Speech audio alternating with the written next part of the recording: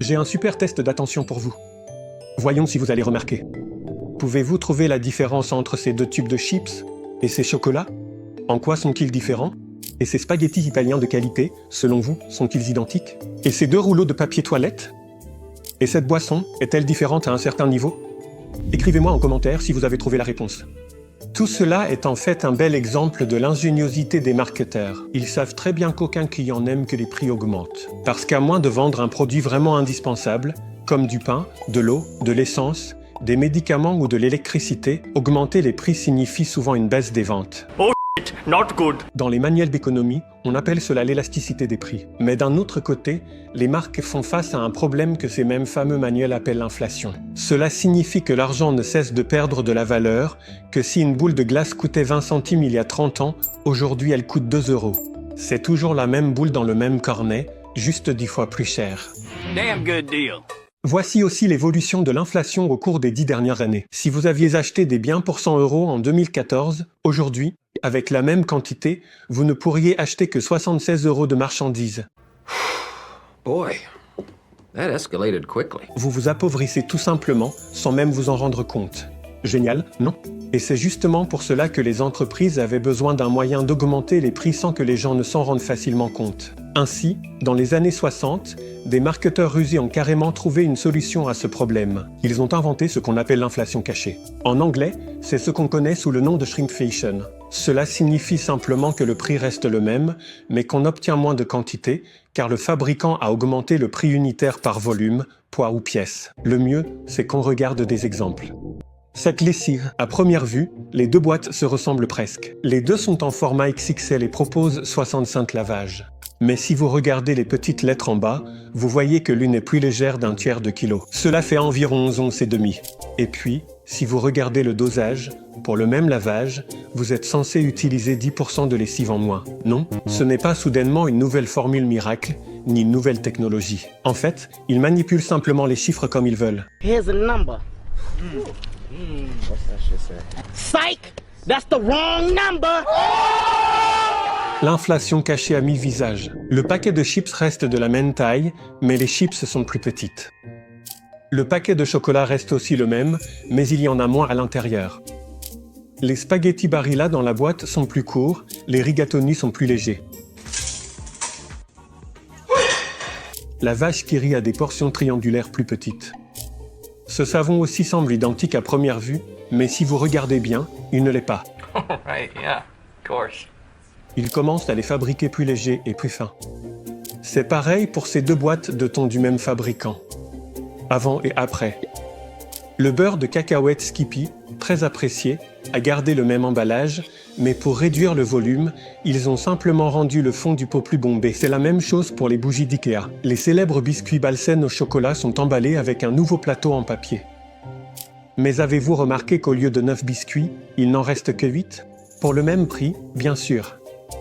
Ces chewing-gums ont un blister de la même taille, mais il manque un chewing-gum. Ici, il manque même 2 lames dans les paquets de rasoir Gillette. Pour regarder ces 3 paquets familiaux d'Oreo. Les 3 ont une double garniture à la vanille, mais celles du dessus sont plus légères. Les Snickers? Cette barre était déjà bien plus petite que l'emballage dans lequel elle était vendue, mais ils l'ont encore réduite, tout en gardant le même emballage. Mais le plus grand roi de la ruse et de l'arnaque que j'ai trouvé, c'est le fabricant de ces sauces pour pâtes. On ne dira pas qui, ok? Voici 2 bocaux, l'ancien et le nouveau. Et tout de suite, on voit que le nouveau est même plus grand que l'ancien, donc pour le même prix, on en a plus, non? Not bad, not bad. Eh bien oui, mais seulement si, dans le magasin, devant le rayon, tu ne sors pas ta calculatrice pour faire un calcul tout simple. En fait, cette petite version ancienne contenait cette portion, et chaque portion faisait 60 calories, donc 420 calories dans un seul paquet. Mais la nouvelle version, d'après l'étiquette, contient 6 portions et chaque portion fait 50 calories, donc il y a 300 calories dans un paquet plus grand. Et si vous regardez la liste des ingrédients que les fabricants doivent indiquer sur les étiquettes par ordre de quantité décroissante, dans l'ancienne sauce, les tomates étaient en premier, mais dans la nouvelle, c'est l'eau qui arrive en tête. Donc le client a payé pour de l'eau, il a eu moins de nourriture et en plus il est content. Tout ce qui peut tenir dans un emballage, chocolat, nourriture pour animaux, céréales, lessive en poudre. Tout cela a commencé à rétrécir discrètement. Les éponges sont plus courtes, les mouchoirs en papier plus étroits. Même le nombre de feuilles dans le papier toilette a diminué, mais ils le cachent avec des rouleaux plus gros au milieu. Quand les clients ont commencé à s'en rendre compte pour la première fois, les fabricants ont d'abord nié. Par exemple, voici le célèbre acteur Ryan de la série The Office. This is this year's Cadbury egg, not the mini cream egg. This is this year's egg. Yes. This is the egg from a couple years ago. Look at that! Judge for yourself, America. Lui aussi avait déjà remarqué en 2007 que ses œufs en chocolat préférés étaient un peu plus petits. Il est donc allé sur le site web et vous savez ce qu'il y avait écrit? But I said, okay. Then I went on the Cadbury site just to check. Right The on Cadbury the main website, Cadbury yeah. website, you go to the main Cadbury website. It says on the front page, no, they have not gotten smaller. You've gotten bigger. Et en fait, jusqu'à aujourd'hui, tous ces marketeurs honnêtes et socialement responsables essaient de convaincre les clients du contraire, que c'est bon pour notre santé de consommer moins de calories, que si on garde la même taille de pot pour le yaourt, mais qu'on en réduit le contenu, il nous restera plus de place pour l'accompagnement. Ou bien qu'on nous affirme directement sur l'emballage qu'il y a 25% de produits en plus, alors qu'en réalité il y en a moins. Oui, ce n'est pas pour rien que, selon les enquêtes, et depuis longtemps, les publicitaires occupent la deuxième place de toutes les professions les moins dignes de confiance. Nous avons même dépassé les banquiers, les agents immobiliers, les politiciens, les ministres. C'est dingue. On a même battu l'intelligence artificielle. Il n'y a que les influenceurs qui font encore pire. Pas de souci, on va finir par vous avoir. Sérieusement, il y a encore des marketeurs aujourd'hui qui s'étonnent et se disent « Pourquoi les gens ne veulent pas croire les médias? Comment allons-nous résoudre ce problème? Are you kidding me? » Eh bien, j'aurais un conseil à vous donner, ne leur mentez pas et ne prenez pas non plus vos clients pour des idiots. La confiance, ça se construit vraiment lentement et difficilement, mais ça se perd très vite et très facilement. Oups, combien de temps ça va nous prendre pour regagner cette réputation? On le fera au prochain trimestre. Si vous êtes client et que ça vous énerve vraiment, vous avez deux options pour gérer ça. Premièrement, ne vous fiez pas à la grosse étiquette de prix affichée sur les rayons, puisque vous savez maintenant que c'est exactement comme ça que les fabricants augmentent les prix sans que vous ne vous en rendiez compte. Ce que vous devriez regarder à la place sur ces étiquettes, c'est le prix au kilo, au litre ou à la pièce.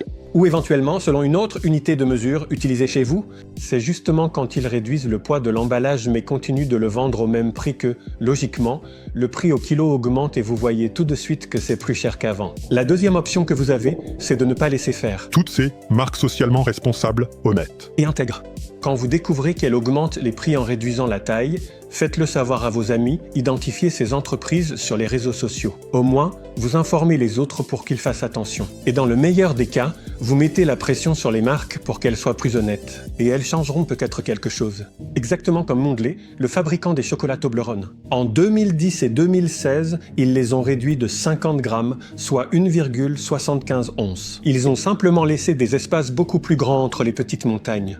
Les gens se sont tellement plaints, ils en ont fait un tel scandale, que Toblerone a remis les espaces d'origine entre les petites montagnes.